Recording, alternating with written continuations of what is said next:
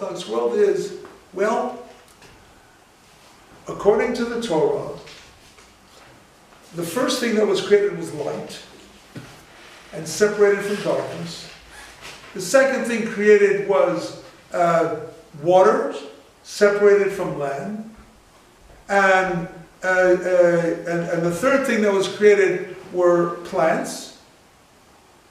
And the fourth thing that was created was the sun. So you had 3 days with no sun. Of course you have a question. How did you have light? How did you have plants? You don't have a sun? So some Orthodox scientists have said, well, how do we know that a day is 24 hours? Because of the rotation. They used to think the rotation of the sun, but now we say it's rotation of the earth. So therefore, there was no sun for 3 days. Maybe the first 3 days were 1 billion years each. So the earth is 3,005,777 years old. But you see, it's squeezing. It's trying to reconcile something that doesn't fit. It doesn't really make sense to a critically thinking person. But if you are raised as an Orthodox Jew, you live with blinders that the only information you can accept is information that does not contradict what you were taught is the truth. It's not just in Judaism. We find it in other religions as well. In Christianity, you can bring all sorts of proof that a virgin cannot give birth to a baby. But if you are raised to say, this is a miracle, and you can grow your whole life, you can even work for BMW, and you can be a scientist in the labs, etc. But you live your life with the assumption that God impregnated a virgin and had a baby. And that baby is partly God, or God manifest on earth, etc. In Islam, you have the same thing. You can have scholars. Islam had great philosophers, especially in the Middle Ages, great philosophers. But this is the principle we live with. The principle in the Orthodox world is the principle that the Torah is divinely authored. So, what's the difference between those Orthodox people? The Haredi group, Haredi means very strict. We have a significant percentage in Israel of that. They believe that the closer you come to modern society, the more likely it is that you will vary from that strict belief. So they prefer, not just prefer, they could even rule. They don't want computers in the house. They don't want television in the house. They don't want their people to go to movies. And in fact, on bus stops, where they're having posters of advertising, a pair of slacks or a tie or this or that, nothing that would entice their community to question their strict observance. And that's why they're called strict or Haredi. The Lithuanian yeshiva type, and by the way, today none of them are from Lithuania, but either their parents or grandparents were, or more likely, the leaders of the academies that they studied were trained in Lithuania, and with that mindset of total scholarship, total study is the highest level that a person can reach. And they perfected the idea of figuring out how to reconcile these kinds of issues. And they live with it. And they don't go with the payas and the beards, because that actually originated with a movement, not from Lithuania, but a movement really that was more in Hungary or in the Ukraine, or in parts of Russia, where it grew up, and there it was emulating Polish nobility to wear fur hats and to wear black coats, etc. So they're not of that type. But that's a matter of style. The belief is the same. The modern Orthodox, which is how I was brought up, I told you, believes that it adheres also to these laws, but believes that the law does not really forbid me from going to the movies or out on a date. I just, have to keep my hands in my pocket, and I shouldn't go to a movie that shows sex and so on. But I can live in the modern world. I could dress like a modern person. When I was as a modern Orthodox Jew, I would have dressed just the way I am now. By the way, I didn't mean to dress this way. I meant to dress like Jovinus is dressed, because I wanted to come. I have a jacket that I brought all the way from California, and I schlepped through Warsaw and Curacao, Berlin, and to about 5 cities and towns in Lithuania to wear tonight. But I came back from Kaunas, from Kovna, with Rimas. There was no time, we had to come straight here. So I was wearing jeans and this. But I want you to know, I didn't mean to disrespect you. I have a nice shirt, a jacket, and even a nice pair of pants and regular shoes. So, but it was all right to dress like this as a modern Orthodox Jew. And we lived in the world. Okay.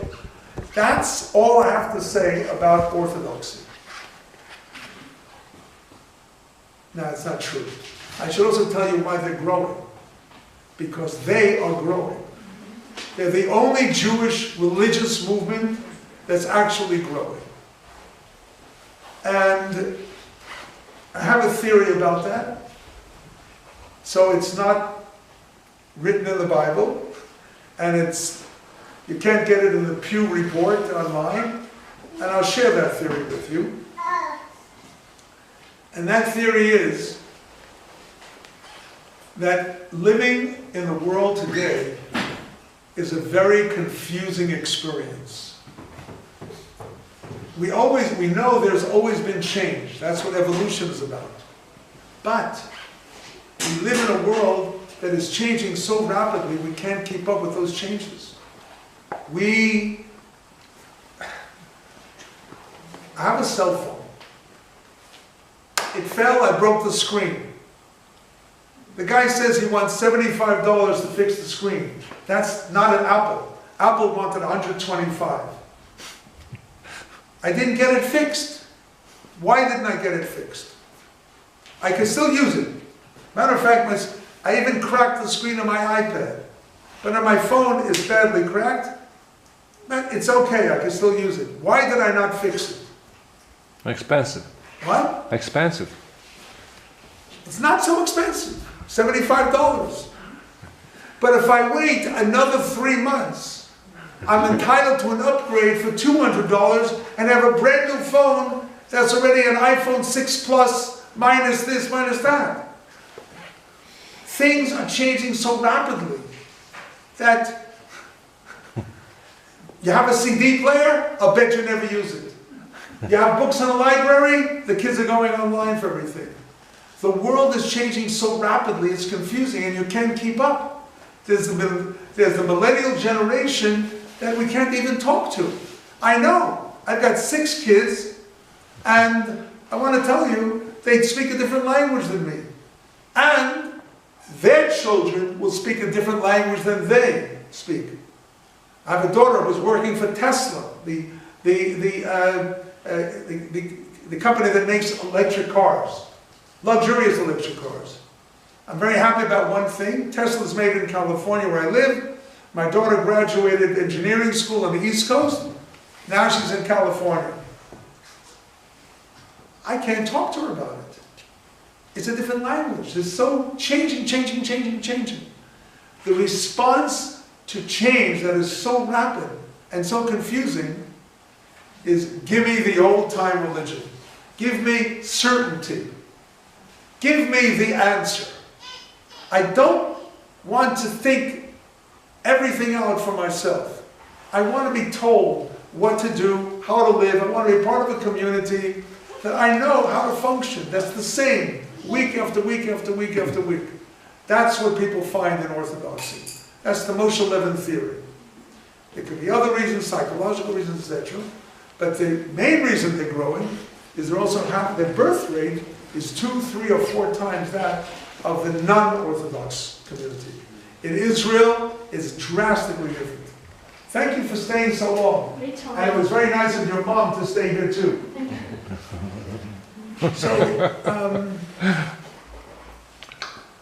So I think that accounts for the growth of the Orthodox movement. Now let's talk about the rest, because according to the Pew Report, in the United States, that's 90% of the Jews.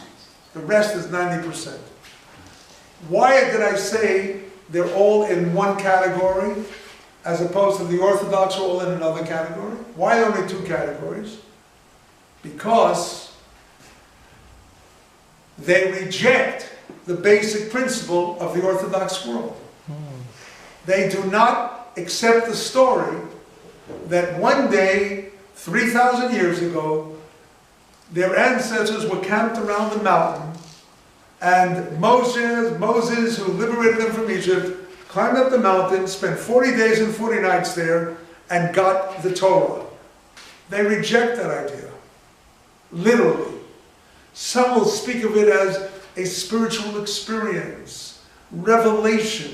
They'll use a lot of contemporary terms for it, but the bottom line is, they do not see the Bible, or the first 5 books in particular, as the Word of God.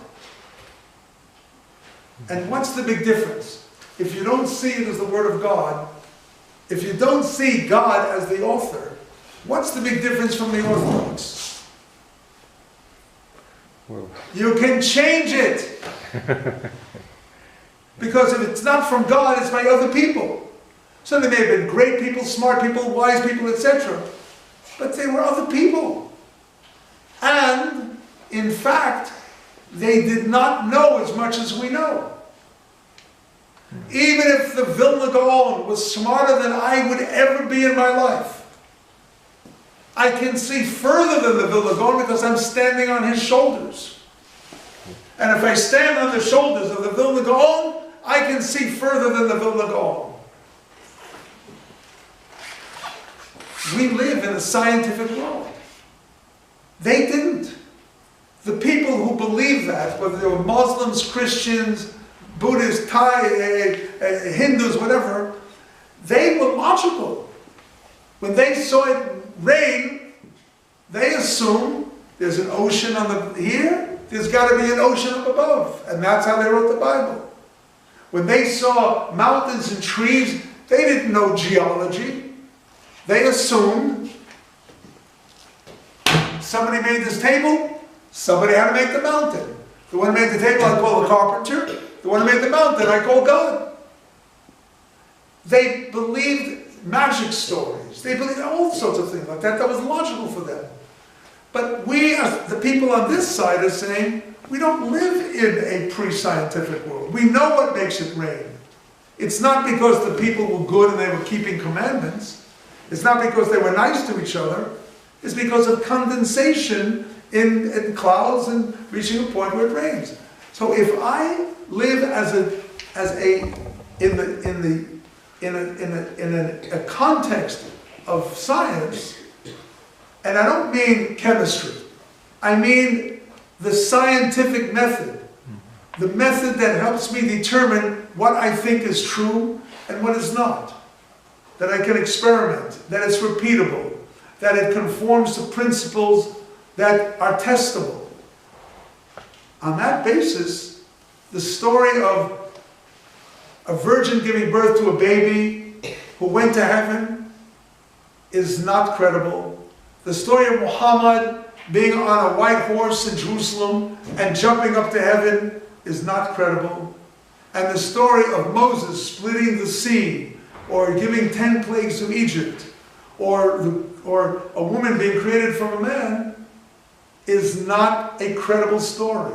It is a human story, written by human beings who had an agenda, who were telling stories.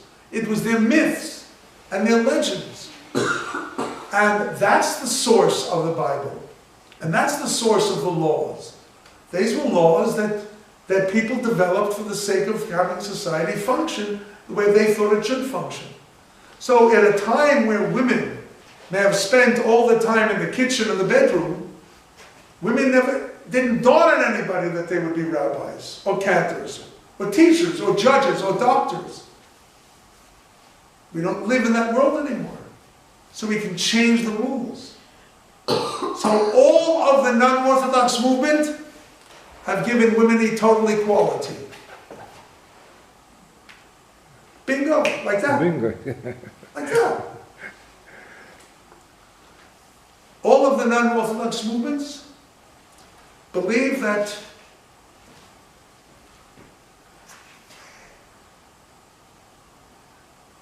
it's pretty much okay to keep kosher food by not eating pork, ham, bacon, shellfish, the basic non-kosher foods, but that it's a cultural pattern that developed from the ancient Near East and that had various reasons that might have been to separate themselves from pagan priests' practices like tattooing. There's a prohibition in Judaism against tattooing. Where does it come from? It was an ancient practice of pagan priests to tattoo God and symbols on their bodies to show their affiliation and that they are bound forever to that God. And so Judaism developed the practice of saying, no, we don't want to be like them. So they adopted the practice of not making a tattoo. I'm just trying to give examples of how there are logical explanations for Jewish practice, some of which still have meaning, some of which lost their meaning, but we've given them new meaning, and some of them have no meaning. In fact, they are contrary to what we now believe, like the status of women. And it all comes from the refusal to accept the principle that Jewish practice, the Jewish laws and way of life were given by God, never to be changed. If you believe that, you're Orthodox. If you don't, you're on the other side, which is why we call all the other movements non-Orthodox. So what's the difference between them? Conservative, Reform, Reconstructionist, Renewal, Chavurot, and Humanistic. The difference is, part of the difference is historical. I think it's probably easiest for me to explain it in an historical context. How they came about. The first movement that refused to accept the Orthodox principles emerged in the 18th century as scientific thought began to emerge, and simultaneously began to find itself in where was the French saying fraternity, equality, liberté, whether it's Germans giving permission for Jews to live outside of a ghetto and so on. When Jews began to live a more free life and not confined to a mental ghetto as well as a physical ghetto, they began to see beauty in the world around them. They began to see music, architecture, study philosophy, literature, mechanics, technology of that age, medicine, and they were attracted to those disciplines. But in those days, entry into the university, certainly for a professorship, but even as a student, entry into the guilds, entry into the world of literature, entry into the acceptance meant also becoming Christian. Because all that beauty was coming out of the church. The paintings, the music, the architecture. It was all connected one with the church. And so if you wanted to be a part of that world, you either had to or you wanted to convert to Christianity. And it was happening in significant numbers from younger people. Several brilliant rabbis who were willing to,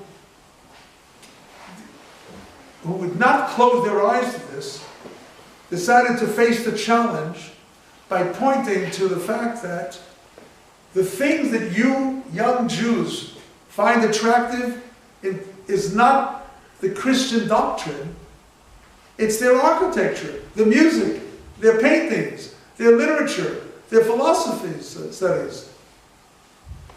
Judaism doesn't prohibit that. You want to, you are amazed at the beautiful churches that you see here in Europe? We will build synagogues that look like those churches. You are impressed that the German pastor or priest speaks in German with a great orator?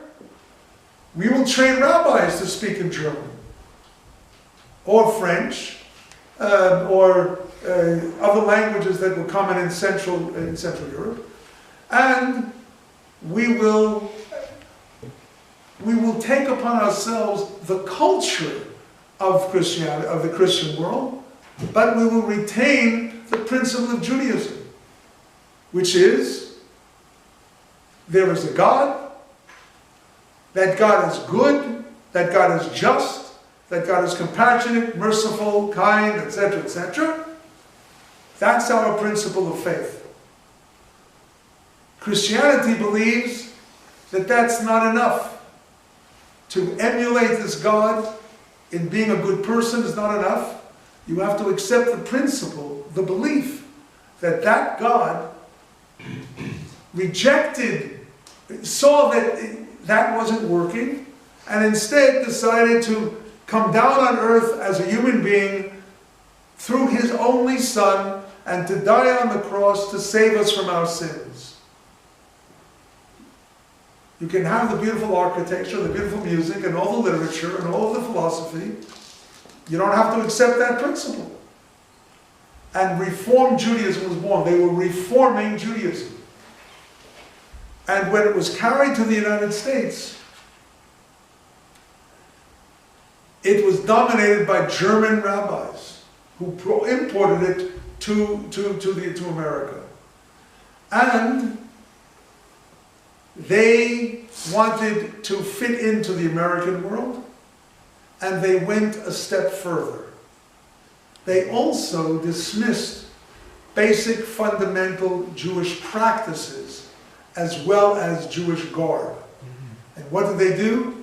Eliminated the laws that they believed were particular to the culture of the Jewish people from ancient times. They said, you don't have to keep kosher anymore. Kosher food, prohibition against pork and bacon and things like that, not mixing milk and dairy, that's part of the Jewish culture. We are German in culture or American in culture. That's no longer necessary. It is no longer necessary for us to have our day of rest on Saturday. It's easier here in America to have it on Sunday.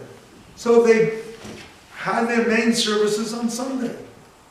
And why do you have to have a handwritten scroll with words from the Bible in the synagogue? We now have printing. So they began to build synagogue with no art and no Torah scrolls.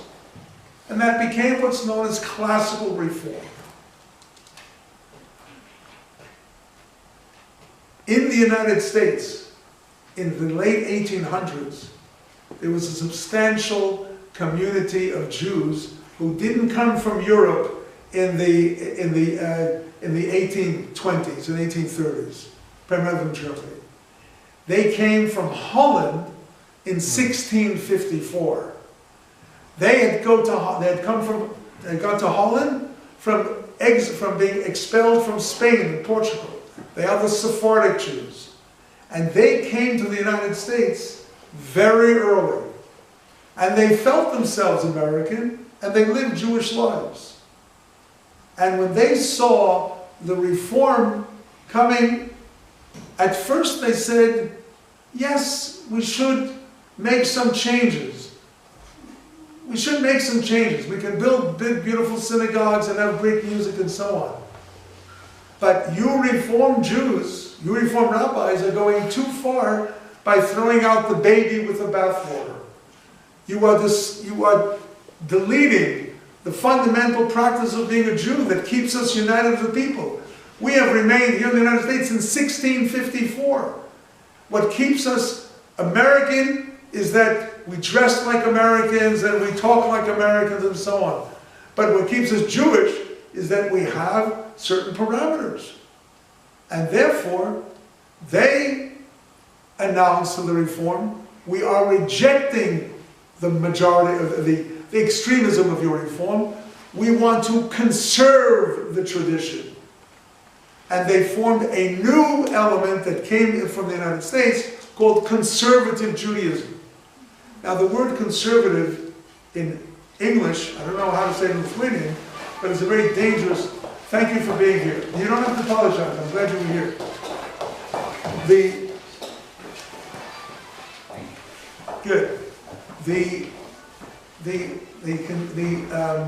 word conservative means, it's come to mean right-wing, Republican, against any gun control laws, against abortion, against etc.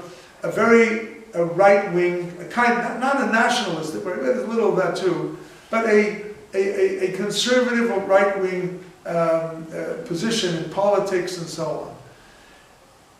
The conservative movement is actually liberal, democratic, and all that sort of thing, and in favor of gun control and pro-choice and so on. But they still have that name, conservative, because their goal was to conserve the tradition. So they kept the Jewish dietary laws of Kashrut, they kept the laws of the Shabbat, they kept the laws of ritual prayer, they kept the laws of having a Torah school in New York, they kept the laws of having Shabbats on a Saturday, not on Sunday, and they conserved the tradition. And so in America we had three movements. The Reform, which got a foothold first, the Conservative, which was a response to them, and then the wave of Eastern European and Russian Orthodox Jews from Stetler in Europe, who represented the Orthodox movement, or Orthodox Judaism. It didn't take long before the conservative movement grew tremendously. Tremendously. It grew from the fact that the Jews who had come from Eastern Europe and so on, who had come to America, were not just running away from pogroms, they were also running to something.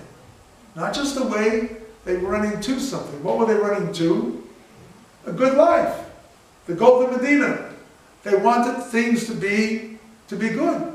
They wanted them to have better opportunity, more education, more wealth, and more comfort and more safety. And Orthodoxy seemed to them culturally too backward. It was living in the old world of Europe. The conservative, the Reform, was like a church. It was like Christianity without Jesus. The conservative was exactly what they felt most comfortable with.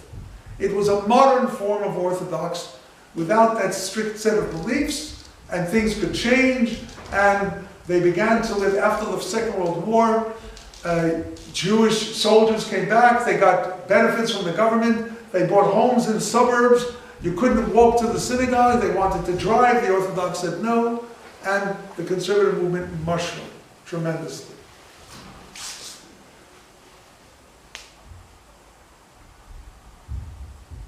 15, 20 years later, one of the leading professors at the conservative movement's rabbinical school, that's where I went, by the name of Mordechai Kaplan, said the conservative movement has accepted changes, but then they stopped changing. they have become very fixed in their ways. They're as fixed in their ways as the Orthodox are in theirs, or the Reform are in theirs. And he said, we have to start living with a different understanding of the basic principles of Judaism, primarily about God, and primarily about the principles that we've always accepted, such as the Jews are the chosen people. God chose us as different and more precious than any other nation on earth. Kaplan said, outmoded. That's absurd. It's still imagining God like the Orthodox. Some man with a beard as long as David's over here, but all white, of course, who's deciding, oh, I love you, like a father figure. I love all my children, but I love you best. I'm going to be extra deep. Here, I'm going to give everyone a piece of candy. I'm giving you 2 pieces of candy. This is God? This is modern thinking. This is people who studied philosophy. He said we have to reconstruct Judaism and make further changes. And those changes were resisted because of the Holocaust. Because so many Jews were lost who represented traditional Judaism, there was a fear in the conservative movement of changing too rapidly. And there were others who were afraid that changing too rapidly or changing basic ideas would make them too close to reform. And so they wanted to stay where they were. And so Kaplan began a new movement called Reconstructionist Judaism. And he wanted to change many of the prayers in the prayer book. And he wanted to change our concept of God, that God is not a being, a person-like figure, but God is a force for redemption, a power for salvation. In other words, he was talking in the abstract. God is an abstract. God is not a noun that is a thing, that you could measure it and so on. God is an abstract. And he found, interestingly enough, support from the Hasidic movement, because some of the great Hasidic rabbis had ideas like that, and Kabbalists, who were mystics, had ideas like that. One example, the best example maybe, is the Kotzker Rebbe, who said to his students, "Where does God live?" They said, "What kind of a question is that? God lives everywhere." And he says, "No. God lives only where we, people, let God in. God is in your house, not by opening the door and there's air. God's in your house if you live a life that's kind and thoughtful and loving and good and compassionate. If you are mean and nasty and selfish and rejecting, no matter how kosher you are with your food and how much you shake the lulav and the etrog on the holidays and how long you fast on Yom Kippur, God is not in your house." What kind of a concept is that? He also was saying that God is an abstract. And Kabbalists, mystics, who had a different approach to trying to, who saw God as love. And they saw sex as an act of love, an act of God. It's a godly act because it brings two people closer together. So the Reconstructionists began to, that was appealing to them. And they developed a movement that now is the smallest of the Orthodox, conservative, reform Reconstructionists. But it's the one that was most challenging or most creative. But what happened? The same thing that happened to the Orthodox that created Reform, the same thing that happened to the Reform that created Conservative, the same thing that happened to the Conservative created Reconstructionist. It became fixed. And they developed a new movement called Renewal, Jewish Renewal. Very new. One of its, probably the key founder, was a young man who grew up in the Hasidic world. in the Lubavitch world of Chabad, where there's a tremendous love for Jewish people. His name was Zalman Schachter. David shaking his head, he knows about it. Zalman Schachter died just recently in Boulder, Colorado. Always looked like a rabbi, not like me. Always had a beard, always, he had that look, a prophetic look. And he lived an orthoprax life. Notice that word, orthoprax. What does that mean? Orthodox is why you think. Orthoprax is how you practice. So he lived a life of being very meticulous with the commandments, but not because he believed that things can't be changed. In fact, he was of a stature where he was ordaining people to be rabbis if they studied with him or with people he appointed, and he began to ordain women. So he was one of the starters of a movement called the Jewish Renewal Movement, where they blended what was missing with the Reconstructionists was that it was all intellectual. Kaplan was a brilliant intellectual philosopher, and he was, what should we say, sterile. It was all in books. And what was missing was the joy and the passion and the love that comes with being happy to be Jewish. And that gave birth to the Renewal Movement. And the Renewal Movement began to take Jewish practices and give it new meaning. It was renewing the joy in Judaism. Gave it new meaning in ways like, for example,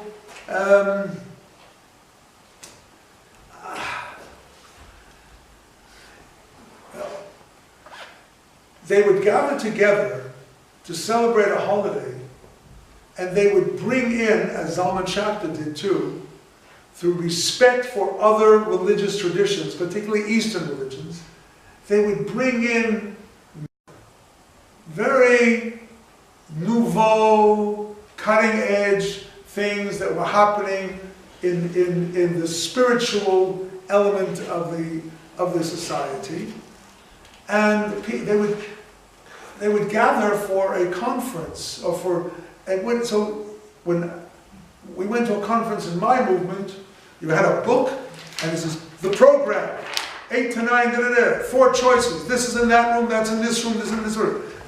Break for this, 6-minute break, and then I went to the conference of the Jewish Renewal Movement. 9 o'clock, we're all gathering on the grass. We start off in a big circle. Everybody's together. We start off in a big circle. The first thing you do is you hug your neighbor, this side and this side.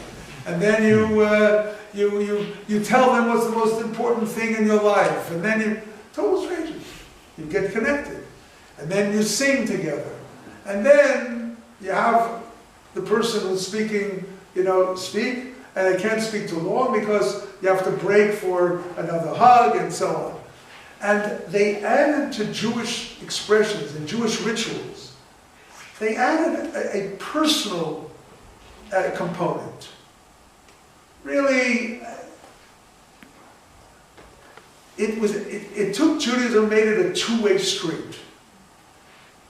Jewish traditions and rituals were feeding into the individual, but the individual was also feeding back into the tradition.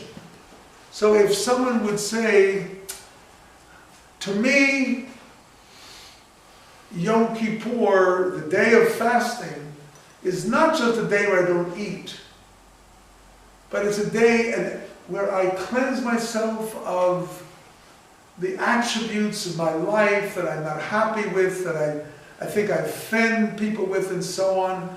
And they would write notes, make a note of all the things that you did that you didn't like about yourself. And then they would wrap it up, and then they would burn it in a fire. And they weren't worried about whether you were allowed to make a fire on Yom Kippur, or allowed to write. That was secondary. And that's the Jewish Renewal Movement.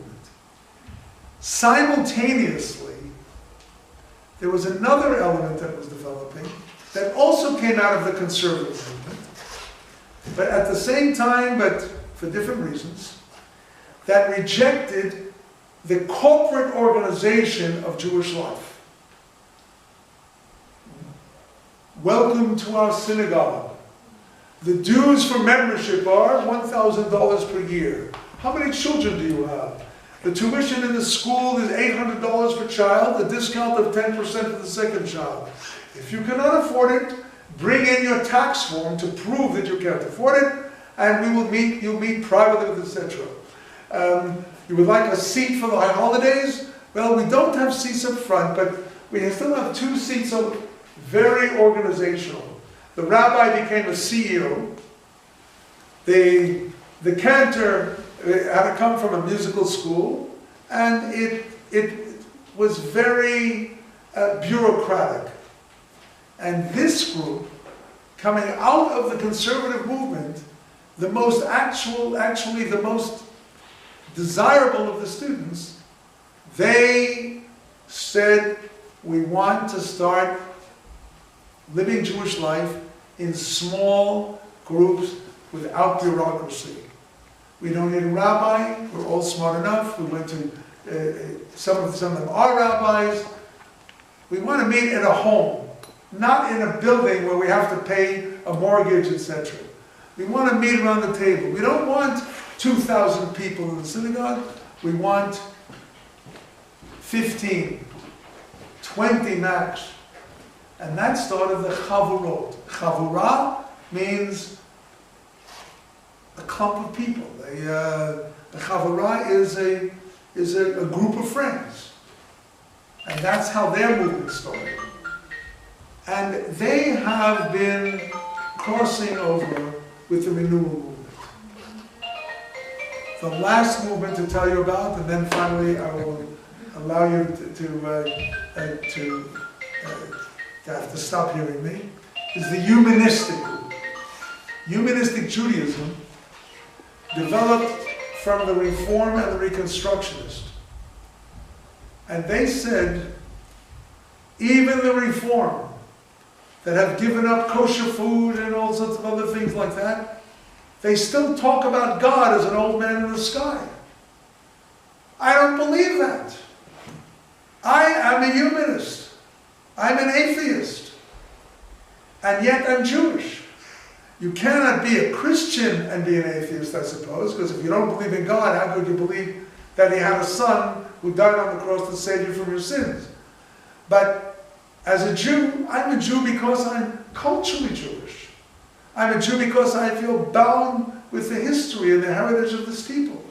I'm a Jew because I exalt its values. I'm proud of what Jews have accomplished. But I'm not a Jew because I believe in God. That went out with the creation stories and Adam and Eve. And so, a movement was begun, started with one rabbi, called Humanistic Judaism. You don't have to be an atheist, but you could be an atheist and feel comfortable. And God is not really mentioned in the service. I can't say prayers because they're not prayers anymore. They're more like readings. But they also observe the holidays and Shabbat and things like that. But without making it mandatory to believe in God. The humanist. So now you have Hasidic from Russia and Ukraine, Yeshiva from Lithuania, Orthodox, Eastern Europe, Conservative from America, Reform started in Germany, Reconstructionist, an outgrowth of Conservative, the thinking man's form of Judaism. Renewal and Chavurot, the warm and fuzzy expression of Judaism. And Humanistic Judaism that says we are culturally Jewish, we're bound together by history and heritage, but God is not essential. With that, I probably should have stopped a half hour ago, but with that, I rest my case, and I hope that you have learned something from that. And okay, so I'll talk some more if there's a reason for it, but let's start with where we are now. Thank you. Do the humanistic Let me read the list. the humanistic ones today have education programs for the young ones? Good question. The humanistic Jews generally don't have their own education programs for children because they're a very small movement.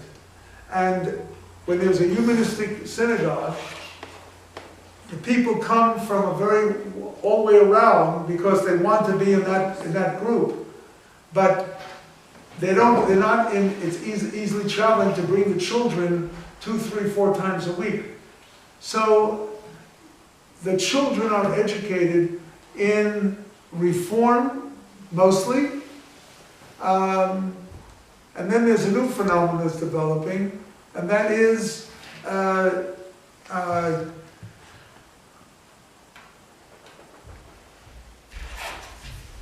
giving children a Jewish experience through summer camps and trips to Israel.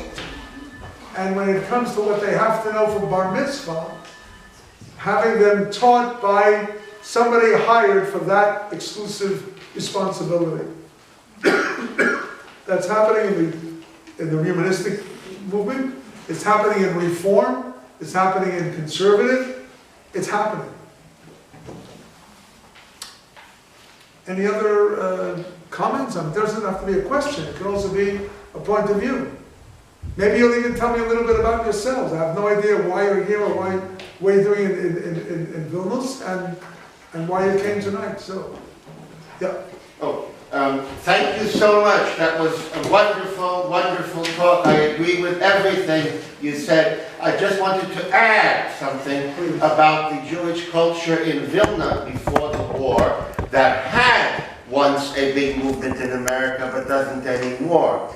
In Vilna, there was no Reform or Conservative. There was only what we would today call Orthodox, although with different shades and even some Lithuanian Hasidim like Karlin and Chabad. Yes, actually, Rimas took me to.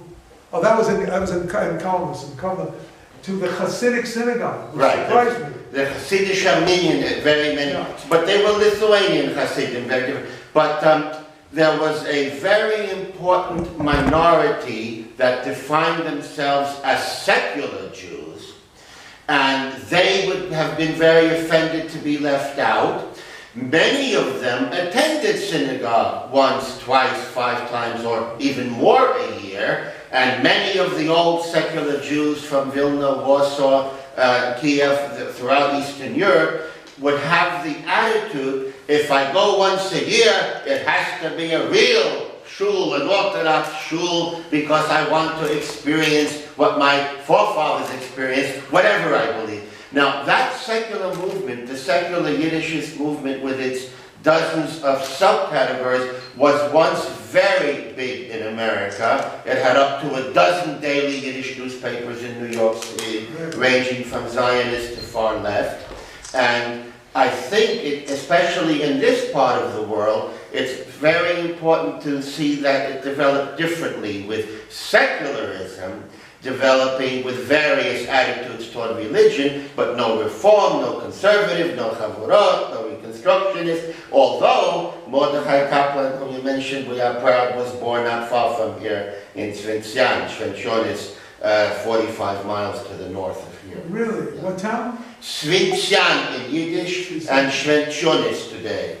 And Sventsian. Yes, that's a very good point that you made. And certainly anybody who's giving a talk about the spectrum of religious identification in Lithuania, or anywhere in Europe, Poland also would be true, would have to account for that. As a matter of fact, as Dahlia and I were walking here to the library through the old Jewish town, I asked her, to what percentage of Jews in Vilnius were non-Orthodox? I know that there were frum and there was secular. Was the secular community small? Was it tiny? Was it half? What was it? And what she said to me was, she didn't know the figures, but she also knew what their ideology is. Most likely communist. Leftist, but most were anti-communist. That again, everything looks different from outside. From here in Vilna, the Bundists, the territorialists, the anarchists, the social democrats, they hated Zionism and communism equally. They believed that their non-communist democratic socialism, which meant staying where you are. It was an anti-migration movement known in Yiddish as I didn't mean to Deutschland. imply that that all the secular Jews were. No, but here in Vilna there was 1% of the socialist secularism. movement. So, and because communism was illegal Yeah. here in the Polish Republic or in Kaunas Kovna in the Lithuanian Republic, there were no communist newspapers. There were a few hundred illegal Jewish communists in both cities. Okay. But it was their enemy stereotype that they're all communists. So let's take that for a moment and transport it to America. Because there was that very significant element of Yiddishists, Bundists, etc., communists, socialists, etc., in the United States were anti-religious and in most cases, or many cases, anti-Zionist before the Holocaust. Okay. Where are they today? Here, they were put to death. Where are they today in America? They collapsed entirely because they failed to pass it on to their kids, and it was a total and miserable failure of transmission. But they left 10,000 great works of literature and other things that are part of the history, and a small interest today. That's my point. Yeah. It's important to hear that. The Orthodox in America from the late 1800s are still in America. The conservatives that founded there, they're still in America. The Reform, not only still in America, but most people, not most, 35% in the study said that they identify as Reform. It's misleading, I'll tell you that in a moment why it's misleading, but they're still, they're healthy and they're vibrant. The Reconstructionist movement is growing actually. The renewal movement is growing. The humanist movement is too soon to tell. But where are the descendants of the totally secular Jews? And David is correct. They collapsed. They disappeared. Meaning what? They assimilated. Because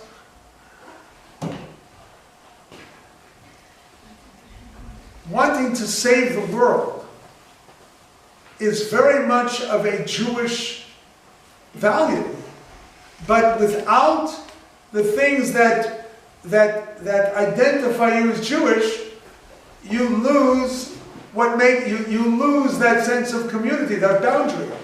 So one of the big problems with philanthropists in the United States, Jewish philanthropists, who are not particularly religious or even affiliated with synagogues and movements, is that they have taught their children that being a Jew means being a good person.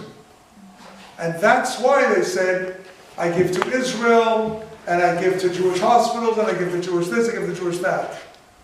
Their children listened more carefully than their parents realized, and their children are giving the money now that they inherited it to save the whales and save the dolphins, or all sorts of charities and needs that are not connected at all to the Jewish community. And with it, the people that they're meeting are non-Jews of the same social caliber, and because they have a humanist approach, they're saying, well, I'm Jewish, you're Catholic, we're getting married, let's have a priest and a rabbi. Let's have Hanukkah and Christmas. And the children of those unions are one step away from even forgetting that they have a Jewish heritage. So the reason that it didn't last here, although the Nazis treated them all alike, is what's happening there, and that's the danger of reform. And I'm glad you mentioned it because it gives me a chance to add that what we're seeing in the reform movement is a recount